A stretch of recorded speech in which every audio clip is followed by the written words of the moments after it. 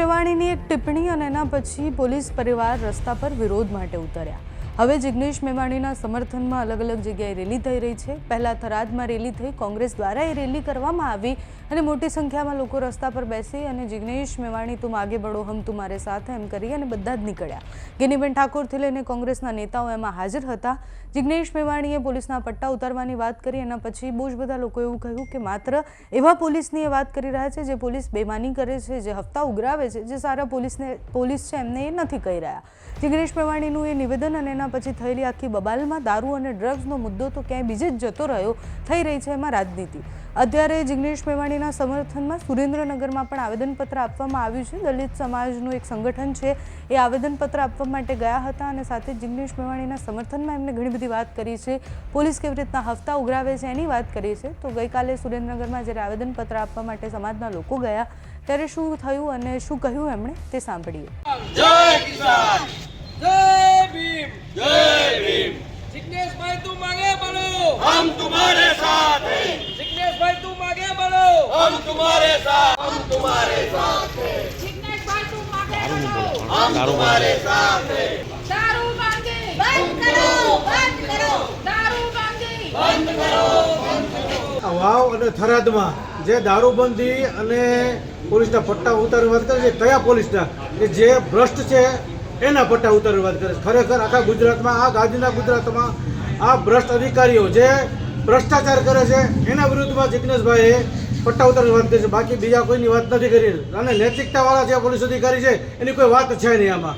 બીજું કે આખા ગુજરાતમાં 33 જિલ્લામાં આજ રોજ આવેદનપત્ર આપવાનું કારણ શું છે? આખા જિલ્લામાં 33 જિલ્લામાં દારૂબંધી થાય, ડ્રગ્સબંધી થાય। આ ડ્રગ્સ અને દારૂના રવાડે છોકરા ચડી ગયા છે અને કેટલાની જિંદગી બરબાદ થઈ ગઈ છે। એની માટે આવેદનપત્ર કલેક્ટર સાહેબને દેવા આવ્યા છે। નહીં બંધ થાય તો શું રણનીતિ રહેશે? રણનીતિ આગળની અમારા નેતાજી કરશે, એ કરશું અમે જિગ્નેશભાઈના સાનિધ્ય નીચે। જિગ્નેશભાઈ જે ઝંડો ઉપાડ્યો છે કે સમાજને સુધારવા માટે, ખરેખર આ વ્યાજબી છે અને જેને બળતરા થાય છે ને એ બળતરા કરતા રહે, પણ સત્ય શું છે ને એના વ્યૂ એના ફેસબુકમાં અને ઇન્સ્ટાગ્રામમાં જોવે તો ખ્યાલ પડે ખરેખર એના કોમેન્ટ કેવા આવે છે અને સારી એવી કામગીરી કરે છે। એની માટે સરકારને સમર્થન આપવું જોઈએ। આ તો સરકાર અમુકની બીજાને પોલીસને આગળ કરી અને વિરોધ કરાવે છે, એ વ્યાજબી નથી। ક્યાં ક્યાં દારૂ મળે? જે જિલ્લામાં આજુબાજુના વિસ્તારમાં બધાને ખબર છે ક્યાં ક્યાં દારૂ મળે છે, આમાં આપણે કહેવાની જરૂર છે જ નહીં। જય હિન્દ। આપણે આજે અહીંયા એકત્રિત થયા છીએ કલેક્ટર સાહેબને એક આવેદનપત્ર દેવા માટે કે અમે લોકો જે 2 દિવસ પહેલા વાવ થરાદમાં જિગ્નેશભાઈ મેવાણીએ જે પ્રશ્ન ઉપાડ્યો હતો એ પ્રશ્ન આજે મહિલા તરીકે હું એમને બહુ સરાહનીય માનું છું। અને એવી વાત છે મારી કે આજે જે સ્ત્રીઓ માટેનો જ આ ફાયદો છે કે ભાઈએ જે પટ્ટા ઉતારવાની વાત કરી એમનું ખાલી એટલું જ કહેવાનું છે કે તમારી રહેમ નજર જે આ બધું ચાલી રહ્યું છે જો પોલીસને ખબર ન હોય અને એ એવા પોલીસને કે જે કરપ્ટ છે એવા પોલીસ ઉપર એમને આંગળી નથી ઉપાડી કે જે લોકો બહુ ન્યાયથી પોતાની જવાબદારી નિભાવે છે, એવી કોઈ વ્યક્તિ ઉપર એમને આંગળી નથી, પણ આ લાગુ માત્ર ને માત્ર એને જ પડે છે કે જે અત્યારે અન્યાયના રસ્તે ચાલે છે, જે પોતાની બંધ નજર કરીને આ બધું છાવરીને ચાલવા દે છે, એમને માત્ર ને માત્ર એવા જ લોકોનો વિરોધ કર્યો છે, એવા જ લોકોની એમને વાત કરી છે।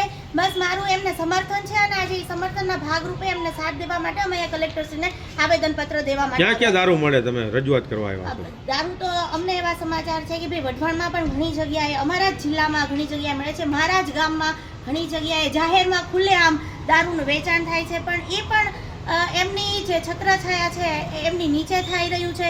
અમે લોકોએ અગાઉ પણ આનો વિરોધ કર્યો હતો, પણ આગળ એ કરતા રહેશું અને જ્યાં પણ હવે અત્યારે થાય છે તો જરૂર પડશે તો ખુલ્લે આમ એ જગ્યાએ જઈને પણ અમે લોકોએ જનતા રેડ પાડશું। જો આમાં ફેરફાર નહીં થાય, પોલીસ એની કામગીરી યોગ્ય રીતે નહીં કરે તો પક્ષ એની કામગીરી યોગ્ય રીતે કરશે, આગળ આવશે। અમે અમારા નેતાઓની સાથે લઈ એમની આગેવાની નીચે આ કાર્ય કરશું અને જિગ્નેશભાઈની આગેવાની નીચે ગુજરાતમાં જે કાંઈ કાર્યક્રમ અમારે કરવા પડે એ તમામ કાર્યક્રમ અમે કરશું। જય હિન્દ।